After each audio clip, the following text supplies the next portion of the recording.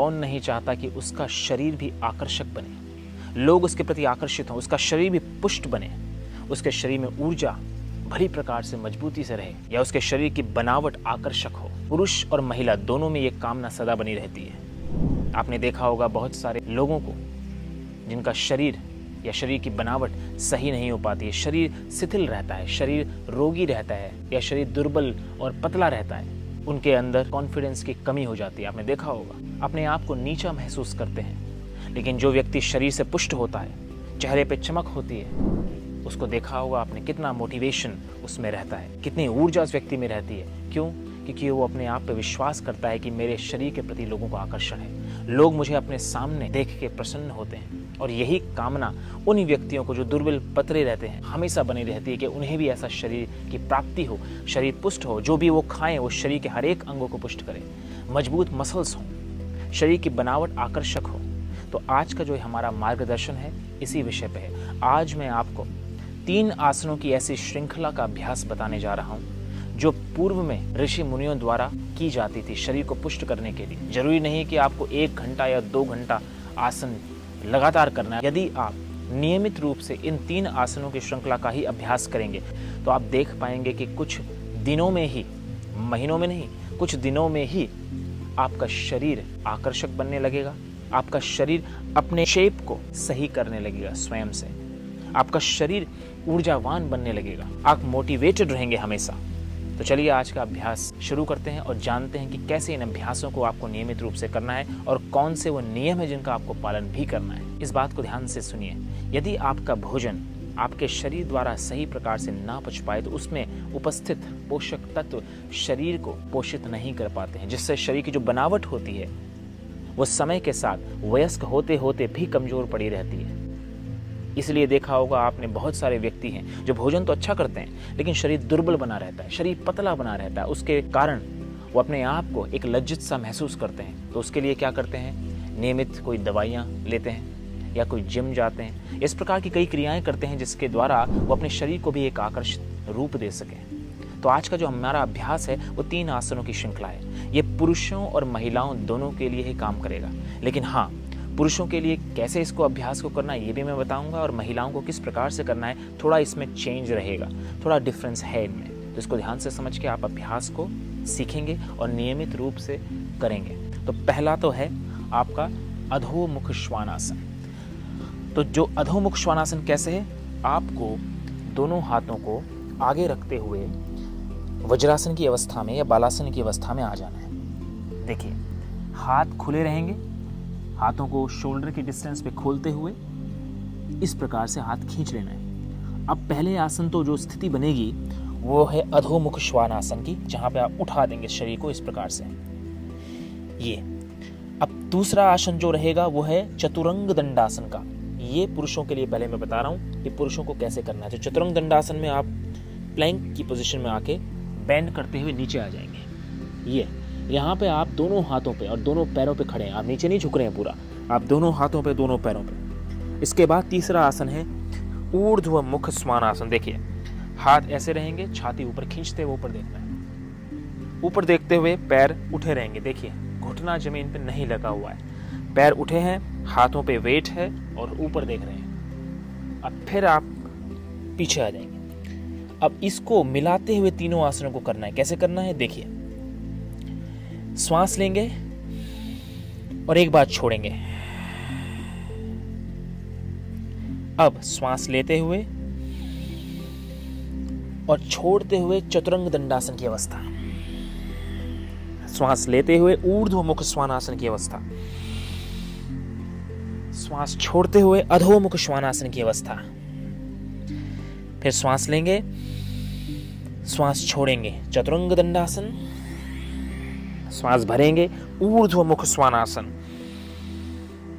श्वास छोड़ेंगे अधोमुख श्वानासन।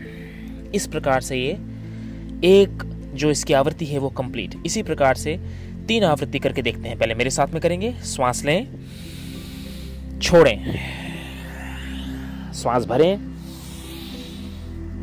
छोड़ें, श्वास लें, छोड़ें, श्वास लें, छोड़ें, श्वास लें, छोड़ें, श्वास लें, छोड़ें, इस प्रकार। उसके बाद घुटनों के बलाते बालासन पे रेस्ट करेंगे। तो पहली बार में आपको 7 बार इसका अभ्यास करना है, जो बिगिनर्स हैं, जो नए साधक हैं। अब जो निरंतर रूप से इसे कर सकते हैं वो 11 बार में पहली बार करेंगे और 3 बार इसका कर लेना है, 11, 11 और 11 बार। जो नए अभ्यासी हैं, इतना बल अभी शरीर में नहीं है, उनको करना है 7 से आरंभ। धीरे धीरे करें, जरूरी नहीं है कि आपको तीव्र गति में करना है, धीरे करेंगे। और उसके बाद 7 पहली आवृत्ति, पहली बार में 7 बार, दूसरी बार में शरीर थका रहेगा तो 5 बार करें, तीसरी बार में शरीर थका रहेगा तो 3 बार ही करें। तो 7, 5 और 3। अब समझते हैं कि महिलाओं को कैसे करना है। देखिए, महिलाओं को और उन व्यक्तियों को जिनके हाथों में बल अभी नहीं है, उनके लिए इस आसन को पहले, जो आरंभिक आसन है, जो अधोमुख श्वानासन है, वो ऐसे ही रहेगा। और श्वास यहाँ पे भरते हुए, और जब सांस छोड़ें तो आप अष्टांग नमस्कार में घुटने को लगा के आगे जाकर और छाती को लगा लेंगे, ऐसे। ये आपका रहेगा, फोरहेड जमीन पे। अब यहां से आपको श्वास भरना है, पैर सीधा पुश करते हुए उठाइए और श्वास छोड़ते हुए वैसे ही आ जाओ, घुटना नीचे और फिर ऐसे। देखिए, अब देखिए इसको श्वास के साथ। इनहेल, श्वास छोड़ें, घुटना नीचे, छाती नीचे, फोरहेड भी जमीन पे। श्वास भरें ऊपर, श्वास छोड़ें, फिर नीचे, अधोमुख श्वानासन। श्वास लें, छोड़ें, श्वास भरें, छोड़ें, श्वास लें, छोड़ें, श्वास भरें, छोड़ें। ये इस प्रकार। और यदि कुछ हमारे अभ्यासी जो घुटनों को आसानी से रख सकते हैं और चाहते हैं कि अभ्यास थोड़ा और गहन हो और गहरा हो और मजबूत हो, तो छाती ना लगाएं, इतना रहे छाती उठाते हुए। तो पूर्व के अभ्यास में छाती लगानी है, जो नहीं कर पाते हैं, लेकिन जो कर पा रहे हैं उनको छाती उठा देना है। फिर यहां से ऐसे जाएगा, ये फिर पीछे, इस प्रकार। तो इस प्रकार से महिलाओं के लिए इस अभ्यास को करना उचित रहेगा।